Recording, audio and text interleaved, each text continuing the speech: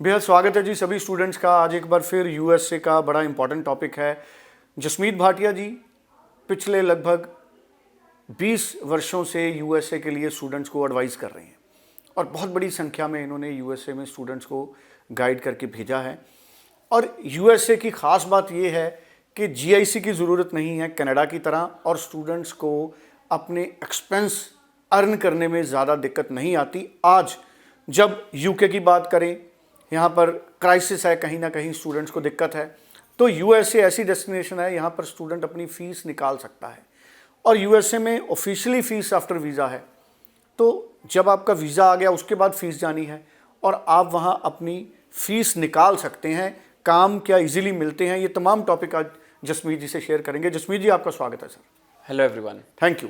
सो जसमीत जी, जैसे मैं हमेशा कहता हूँ, लैंडमार्क इमिग्रेशन के चीफ हैं और बहुत बड़ा इनको एक्सपीरियंस है। जसमीत जी, यूएसए का वीज़ा आ गया, वीज़ा आने के बाद का प्रोसेस क्या है स्टूडेंट का? कितने दिनों में स्टूडेंट यूएसए जा सकता है और क्या उसको आसानी से वहाँ काम मिलता है? आज सबसे बड़ा सवाल यही है। सो यूएसए स्टूडेंट्स जो जा रहे हैं उनका एक तो feedback is really really positive. So अगर मैं बात करूं कि यूएसए से आज तक ये कंप्लेंट कभी नहीं आई कि हमें काम नहीं मिला। सो दैट मीन्स कि there is lot of work in USA. Secondly बात करते हैं कि जब वीज़ा से पहले से, यस आपने एक बहुत अच्छा यूज़ किया वर्ड जो मुझे बहुत पसंद आया सुरेंद्र जी, की ऑफिशियली आफ्टर वीज़ा है। सो हमने कनाडा को चाहे आफ्टर वीज़ा बना तो दिया है, पर ऑफिशियली आफ्टर वीज़ा कनाडा नहीं है। सो यूएसए में जो ट्यूशन फीस है वो ऑफिशियली आफ्टर वीज़ा है। अगर आपका वीज़ा लगता है तो आपने ट्यूशन फीस देनी है, नहीं तो आपने ट्यूशन फीस नहीं देनी है। सेकेंडली, ट्यूशन फीस देने के बहुत सारे फ़ायदे हैं, बिकॉज सी आप पहली बार यूएस ट्रैवल कर रहे हैं। सो जब आप यूएस ट्रैवल करते हैं तो वहाँ पे कस्टम बॉर्डर सिक्योरिटी ऑफिसर होता है। सो सीबीएसए होती है वहाँ पे। तो वो जब आप वहाँ पहुँचते हैं, अगर आपके फेस पे है या बहुत डरे हुए हैं, वो आपसे क्वेश्चंस पूछते हैं कि वाई, सपोज आपकी यूनिवर्सिटी थी कैलिफोर्निया में पर आपका रिश्तेदार रहता है न्यूयॉर्क में और आपने टिकट कराई न्यूयॉर्क की और आप न्यूयॉर्क चले गए। आपको हैरानी होगी सुन के कि न्यूयॉर्क और कैलिफोर्निया में 7 आवर्स की फ़्लाइट चाहिए, यानी कि जितनी देर में हम यूके या पेरिस पहुंच सकते हैं इंडिया से, उतना डिस्टेंस है न्यूयॉर्क और कैलिफोर्निया में। सो आप न्यूयॉर्क आ गए, मेरे साथ हो चुका है ऐसा। तो न्यूयॉर्क में बच्चा पहुंचा और जो कस्टम बॉर्डर पे ऑफिसर था उसने पूछा कि your university is in LA, Los Angeles, Irvine county, why have you come to New York? So student के पास कुछ आंसर नहीं था। उसने बोला कि मैं अपने रिलेटिव से मिलने आया हूँ। सो उन्होंने पूछा your studies are starting in next 5 days, how will you cope up with your studies? So student डर गया। तो उन्होंने फिर उसकी पूरी इंटरव्यू की और स्टूडेंट को एयरपोर्ट बॉर्डर से डिपोर्ट कर दिया क्योंकि बच्चे के पास सफिशिएंट डॉक्यूमेंट्स नहीं थे। So students, it can be really really sometimes confusing itself जब हमको वीज़ा की पूरी नॉलेज नहीं होती, वीज़ा को कैसे समझना है, क्या क्वेश्चंस आंसर करने हैं। तो जब आप किसी भी शहर जा रहे हैं, आपके पास डायरेक्ट फ़्लाइट उस जगह की होनी चाहिए जहाँ पे आप पढ़ने जा रहे हैं।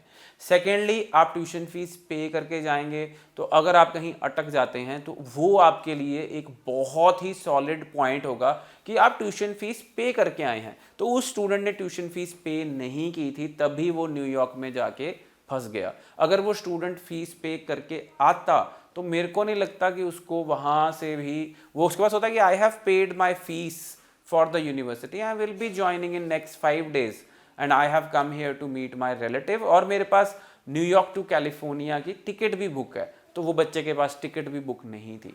So it is really really tricky. ये आफ्टर वीज़ा भी बहुत इम्पॉर्टेंट है आपके लिए, ये चीज़ें जानना और ये चीज़ों का ख्याल रखना। So you should pay your tuition fees, you should book your ticket to the destination जहाँ पे आपका कॉलेज या यूनिवर्सिटी है।